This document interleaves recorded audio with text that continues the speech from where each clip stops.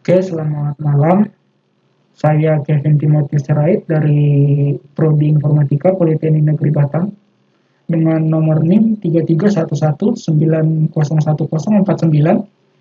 Di sini saya akan mendokumentasikan pengerjaan saya terhadap pertanyaan UTS Skill Challenge nomor 1 mengenai administrasi sistem komputer.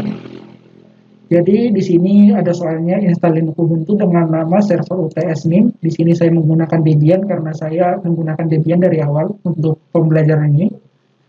Yang kedua, tambahkan 2 adapter pada mesin VirtualBox. Dari awal saya sudah menggunakan VMware. Jadi saya akan menggunakan VMware, tapi secara garis besar itu sama fungsinya untuk virtualisasi operating system.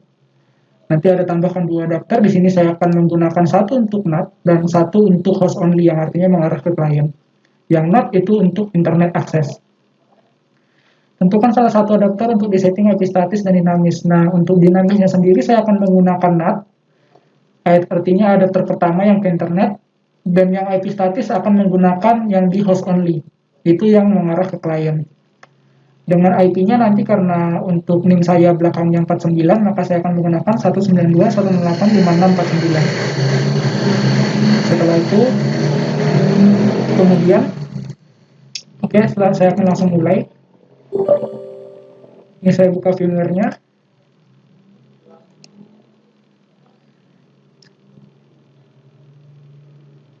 Tunggu proses VMware-nya, sudah terbuka.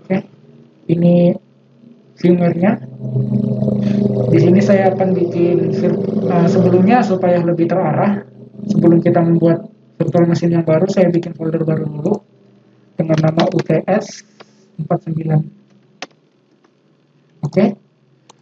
Setelah itu saya akan create a new virtual machine ini untuk membuat VM baru. Saya pilih yang tipikal saja, tidak perlu di custom.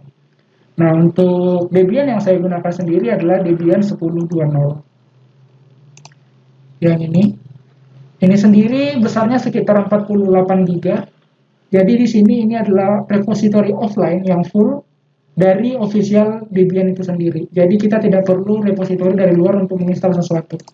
Semuanya sudah ada di DVD ini. Jadi ini satu DVD full repository official dari Debian untuk Debian 10.2. Ini saya sudah pilih disknya, D ISO files, Debian 10.2, DLBD ISO. Kemudian next. Untuk namanya sendiri saya akan beri nama sesuai dengan soal. Itu ada server UTS NIM. Saya akan menyesuaikan dengan NIM saya.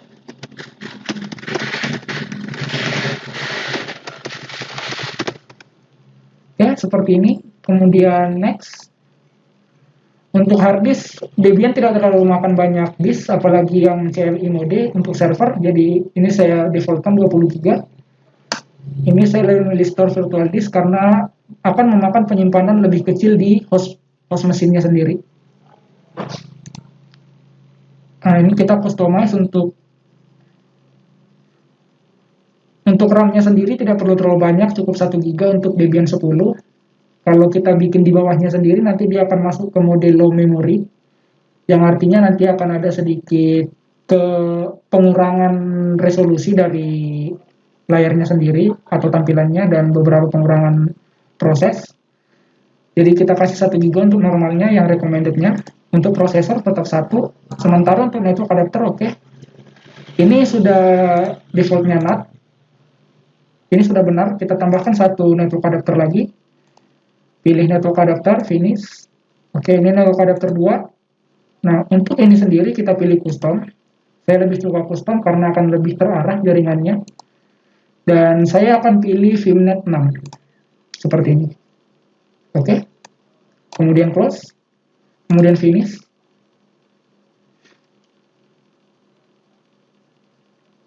Ini kita masukkan ke folder, kita drag and drop seperti ini. Kemudian kita power on untuk memulai instalasinya.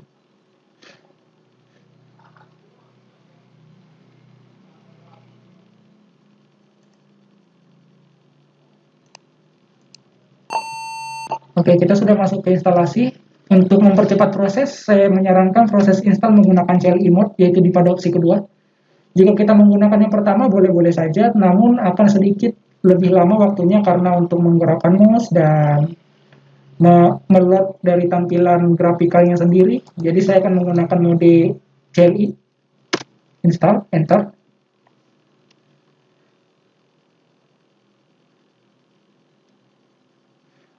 Perlu diingat untuk instalasi mode CLI kita tidak bisa menggunakan mouse. Jadi semuanya hanya menggunakan keyboard, tombol arrow, up down, dan tombol tab, serta tombol spasi dan enter. Untuk bahasa sendiri saya pilih bahasa Inggris karena lebih mudah dipahami. Karena kalau bahasa Indonesia untuk yang Debian itu sendiri masih sangat kurang ya untuk translate-nya. Untuk teritori area saya, karena ini akan menyesuaikan dengan waktu dari sistemnya, saya akan pilih wilayah sebenarnya, yaitu saya tinggal di Indonesia. Ini Indonesia ada di benua Asia, kemudian pilih Indonesia. United States, ini default lokalinya, ini yang default, biarkan saja United States, enter. Kemudian keymapnya yang default, ini untuk pengaturan keyboard, ini defaultnya American English, enter.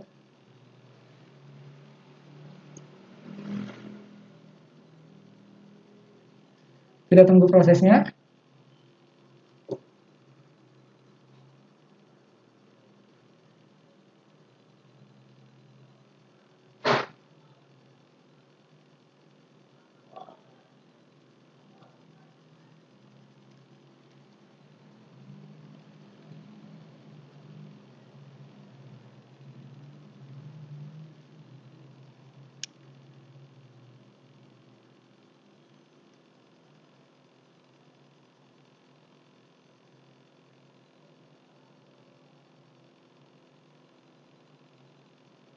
Ini proses untuk meload semua komponen yang diperlukan saat instalasi.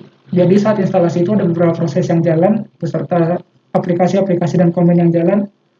Untuk mempersiapkannya, dia akan di-load terlebih dahulu.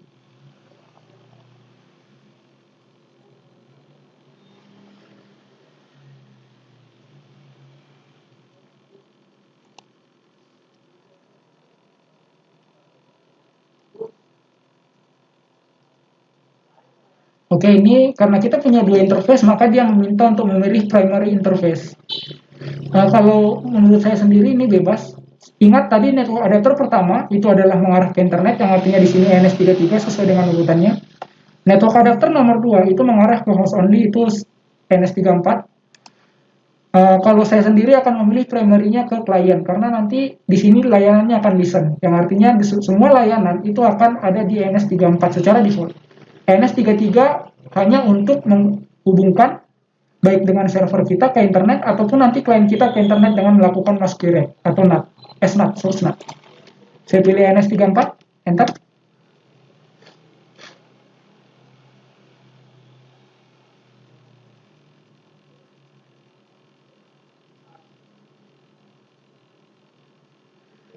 Continue without default root. Ini saya yes, karena kita tidak perlu default root dulu sebelumnya. Name server address-nya saya akan isi 888. Ini saya kosongkan dulu baik, karena saya akan konfigurasi nanti. Hostname-nya saya akan kasih server UTS sesuai dengan namanya. Enter. Domain name, ini saya akan isi namanya terserah saya. Ingat nama domain itu seperti yang pada umumnya ada di web, misal saya akan isi yang simpel seperti itnsa.id,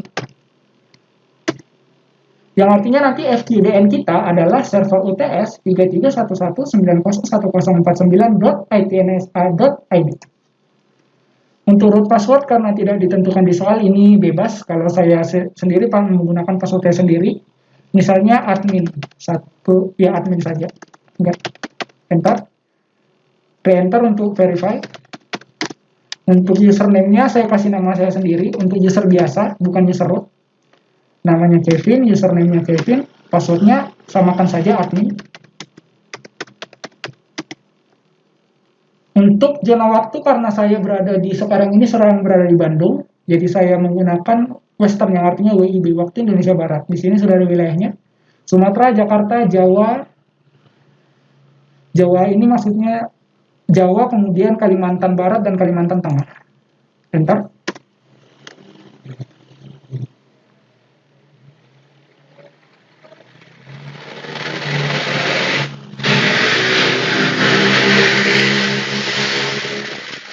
Untuk setting harddisk tidak ada yang spesifik di soal, maka untuk secara default kita gunakan harddisk yang langsung terkonfigurasi oleh DB-nya sendiri dengan menggunakan semua harddisk yang ada. Harddisk yang tadi ada 20 GB, itu hanya satu harddisk saja. Enter, enter. Ini kita defaultkan saja, tidak perlu dipisahkan antara baik home var atau temporary file. Defaultkan saja semua file dalam satu partisi, enter. Kemudian enter finish, kemudian pilih yes menggunakan left arrow. Oke, tunggu.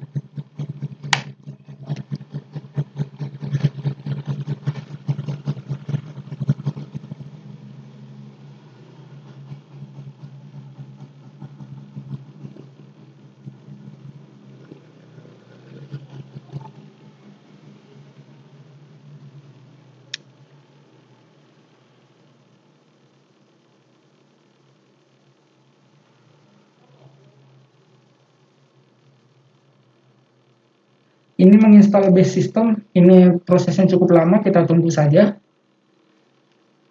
Ini untuk menginstal apa saja yang diperlukan untuk sistem dasarnya.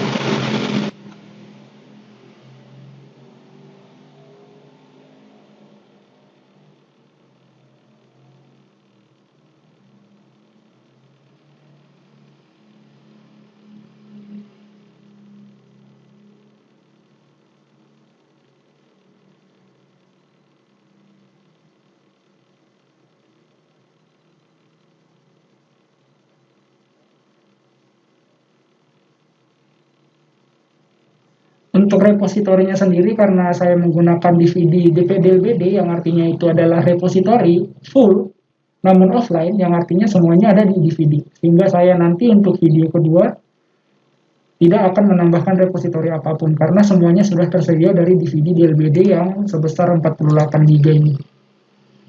DVD ini tidak bisa di-download secara langsung, baik menggunakan IDM ataupun Google Chrome, seperti cara mendownload biasa, tetapi kita bisa mendownload DVD seperti ini, yang artinya full repository, itu menggunakan Jigdo downloader. Nah, ini kita bisa menggunakan Jigdo ini, baik dengan Windows, berarti kalau dari Windows kita menggunakan CMD karena mainnya pakai command, atau dari Linux kita bisa juga menginstal Jigdo, dan kemudian mendownload DLBD itu menggunakan command. Jadi seperti itu.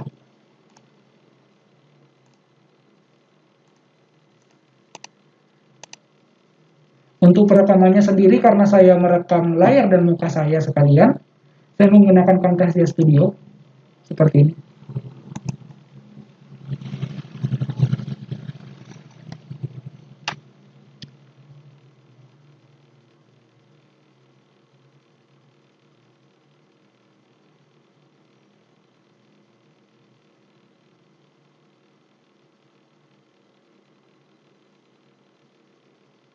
Ini dia men-scan CD-ROM yang kita gunakan adalah DVD DLBD tadi. Prosesnya agak cukup lama karena DVD yang di-scan juga besar.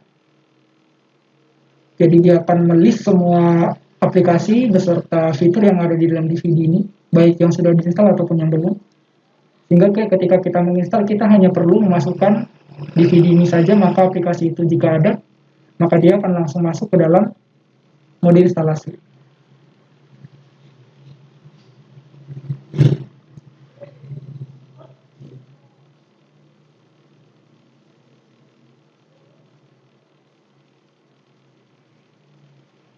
Ini adalah pertanyaan yang optional, apakah kita ingin mengirimkan usage statistics atau statistik penggunaan seperti itu, baik. Ini bertujuan, buat apa dikirimkan? Ini bertujuan untuk pengembangan Debian ke depannya. Ini kita bisa yes atau no. Kalau kita ingin mengirimkan laporan penggunaan kita bisa pilih yes, atau jika kita tidak ingin, kita bisa pilih no. Untuk kali ini saya pilih no, enter.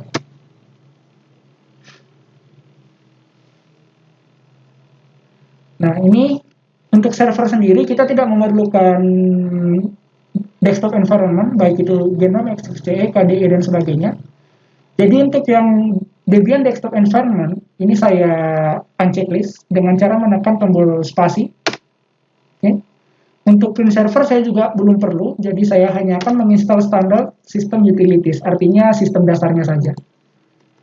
Kemudian tab untuk mengarahkan kursor ke continue, enter. Sekarang kita tunggu, ini adalah dua proses terakhir sebelum instalasi.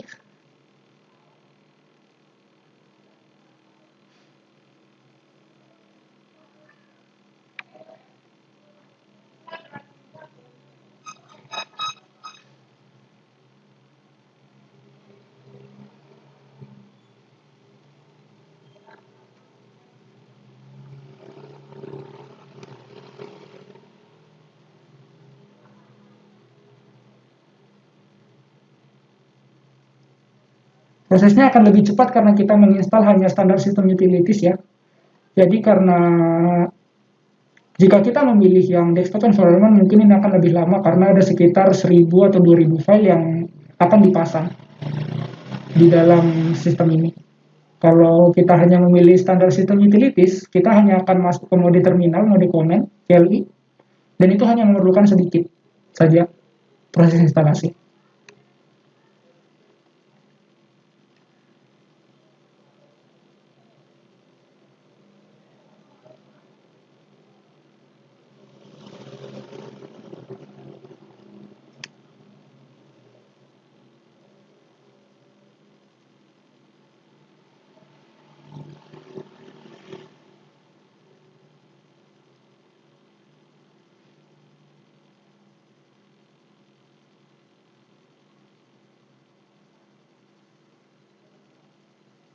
Tunggu prosesnya, inilah sedang loading proses.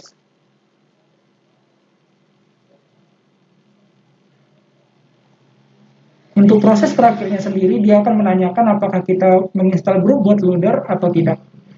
Group bootloader ini opsional, artinya kalau ketika kita dual boot, yang artinya kita punya dua OS dalam satu mesin, itu boleh kita pasang grup sehingga kita sebelum masuk ke OS-nya sendiri, kita bisa pilih kita mau pakai OS yang mana. Nah, untuk Debian sendiri, karena dia juga defaultnya ada dua, di mana nanti satunya itu Debian yang biasa sama Debian recovery mode, yang artinya kita, misalnya Debian kita ada kerusakan, kita bisa masuk ke recovery mode untuk mengembalikan keadaannya, mengkonfigurasinya ke keadaan semula sehingga tidak rusak. Atau misalnya kita lupa password juga, seperti itu. Jadi di sini saya akan yes. Untuk jaga-jaga ketika ada rusak sehingga saya bisa masuk ke recovery mode dari grup. Enter. Device manually ini defaultnya device DA saja, kita tidak ada device lainnya karena habis kita cuma satu.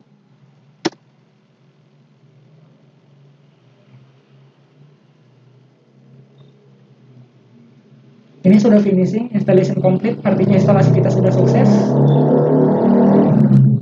Instalasi di sini sudah selesai, kita continue. Sistem akan reboot dan masuk ke Debian kita. Ini grupnya. Ini advanced software yang saya bilang tadi untuk recovery mode dan ini Debian-nya. Enter.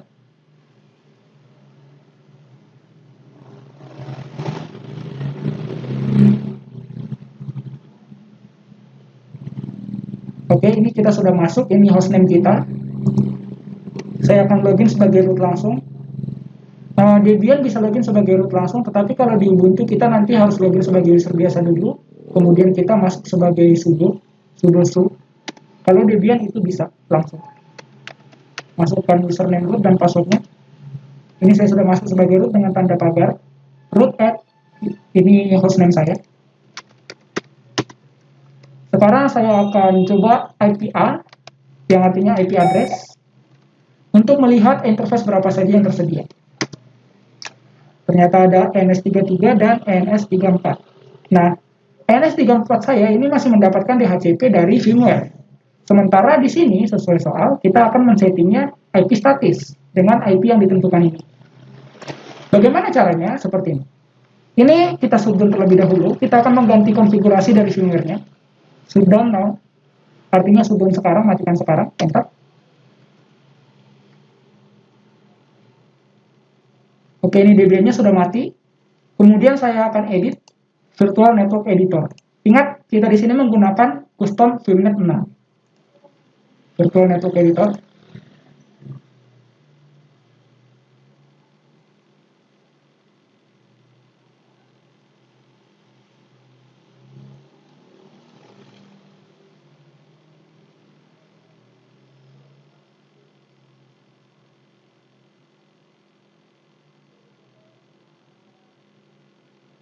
Ini loadingnya sedikit lama karena saya juga membuka Google Chrome dan beberapa tab lain di sini. Oke, ini sudah terbuka. Sekarang ini karena kita akan melakukan setting, perhatikan VMnet 6 kita pilih. Nah, DHCP-nya di sini masih enable. Kita harus mematikannya karena jika kita hidupkan, maka interface kedua dari server UTS yang seharusnya itu statik, dia akan dapat dinamis. Dan nanti ketika misalnya kita konfigurasi DHCP untuk klien, maka akan ada dua DHCP server yang menawarkan sehingga tidak konsisten dari server UTS itu sendiri. Nanti klien bisa jadi dapat IP dari firmware atau bisa jadi dari server, jadi tidak konsisten. Sementara kita mau server dengan klien itu yang terkoneksi, tidak dengan firmware-nya sendiri. Jadi ini saya ganti, ini use local DHCP service to distribute IP address to VMS. Ini kita matikan. Oke, untuk subnet biarkan default karena ini tidak ada hubungannya dengan host kita. Kita akan mengkonfignya di dalam filmnya saja. Kemudian apply. Oke, tunggu prosesnya. Ini sedikit lama karena saya beberapa buka tab dan proses di sini.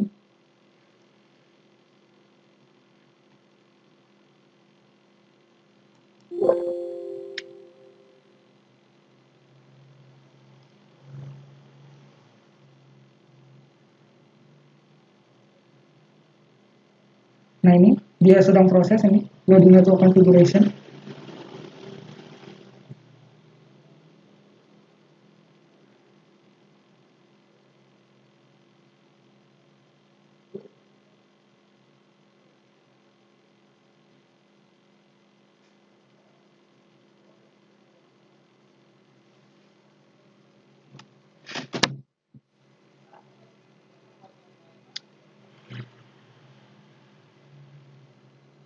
Oke, terlihat DHCP-nya yang seharusnya tadi enable sekarang sudah tidak ada tanda strip yang artinya DHCP sudah mati. Sekarang kita oke.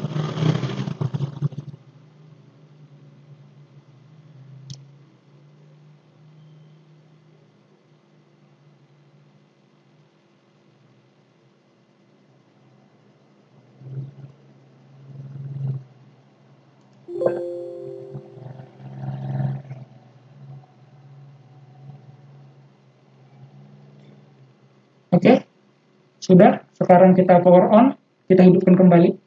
Ingat bahwa network adapter satu itu NAT, yang artinya IP dinamis nanti ke internet. Yang kedua ini adalah IP statis yang akan mengarah ke jaringan klien. Kita power on. Ini jika ada seperti ini silang saja. Ini karena device serial tidak ada, maka dia disconnected. Ini enter.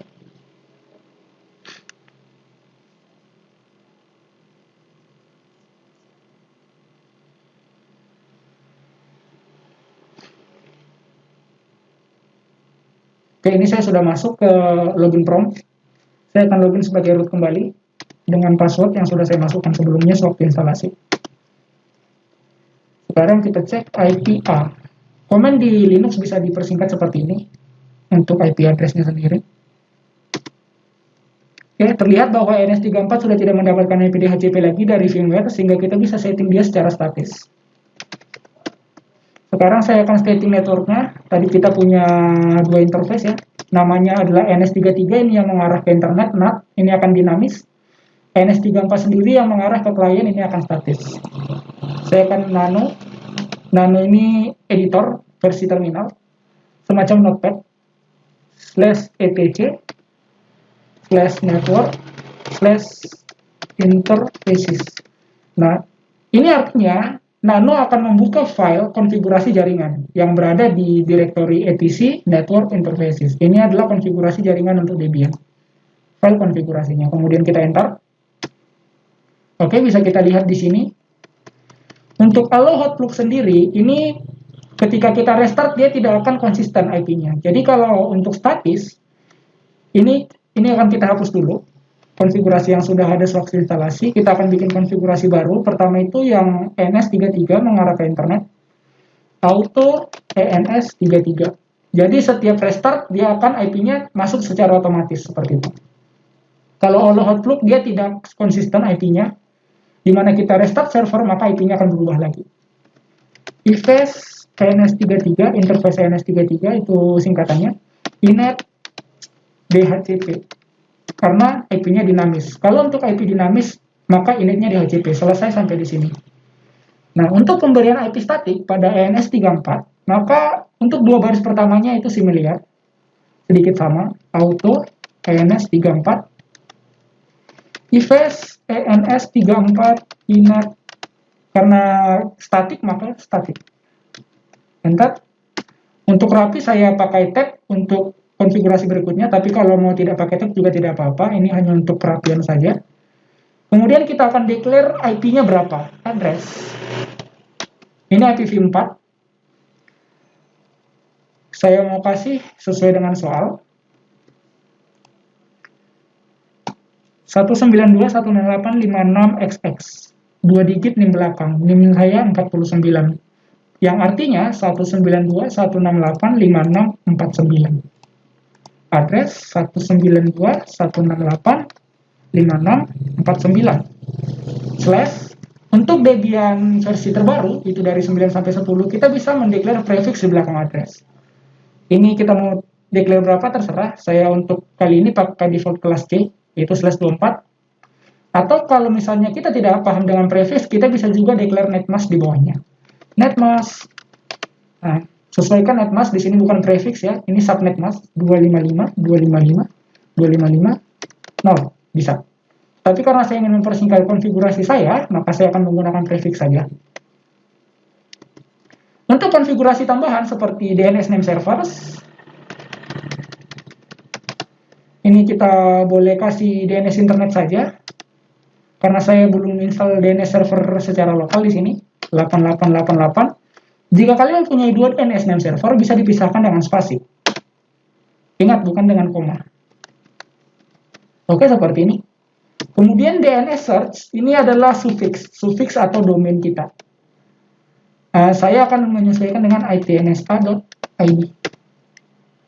Oke, selesai sampai di sini. Ini bisa di-save dengan cara Ctrl X, Y, Enter, selesai.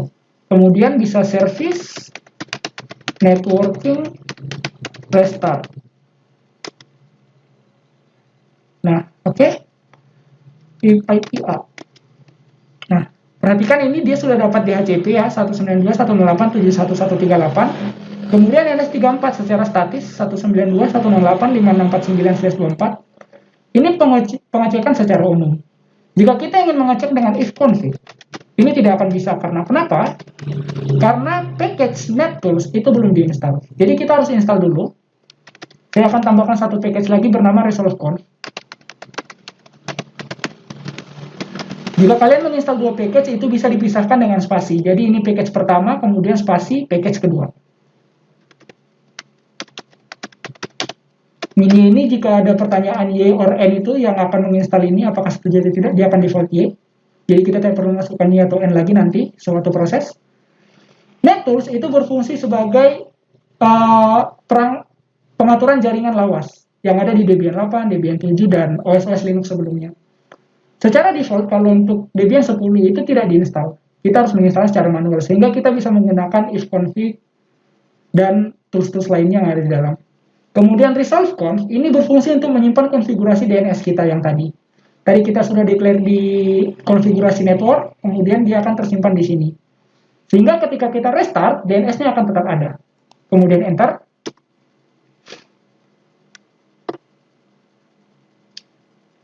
Dia mengambil dari DVD karena DVD-nya full repository. Oke. Kemudian ini clear untuk membersihkan screen-nya. Seperti ini. Oke. Sehingga kita bisa menggunakan ifconfig. Seperti ini. Nah, Dia lebih rapi tampilannya daripada IPA. Kalau menurut saya sendiri ini kurang rapi tampilannya. Tetapi kalau yang if config itu sedikit rapi seperti ini. Jadi kita bisa lihat inetnya ini di HCP. Saya tidak mendeklar statik tadi, ingat. Kemudian INS34 ini statik sesuai yang saya declare. Kemudian untuk pengecekan network ke internet, apakah kita bisa ping ke internet? Bisa.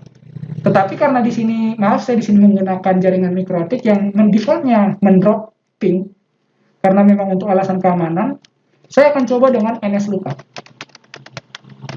Sebelum NSLookup kita get dulu resource conf-nya, etc untuk melihat konfigurasi DNS. Oke, yang server 712. Supaya terganti dengan yang network kita, ini belum terganti artinya karena kita declare 8888 dan 8884, kita restart networking. Sekali lagi. Oke, sekarang kita get. Oke, ini sudah terganti ya, sudah tertambah, search local domain, oke, ini sudah ditambahkan. Sekarang kita coba NSLookup google.com. Oke, NSLookup belum ada, berarti belum terinstall. Untuk bisa NSLookup, kita install dulu app package DNS utils. DNS utils adalah utility DNS yang itu untuk resolve DNS query dan sebagainya. Ini kita clear, biar layarnya bersih. Kemudian NSLookup google.com. Oke, ini IP-nya dapat, yang artinya kita sudah terkoneksi dengan internet dari server ini. Oke, maka dari itu untuk sampai di sini konfigurasi jaringan. Ini hasilnya. Saya akan lanjut ke video kedua setelah video ini selesai. Sekian dan terima kasih. Selamat malam.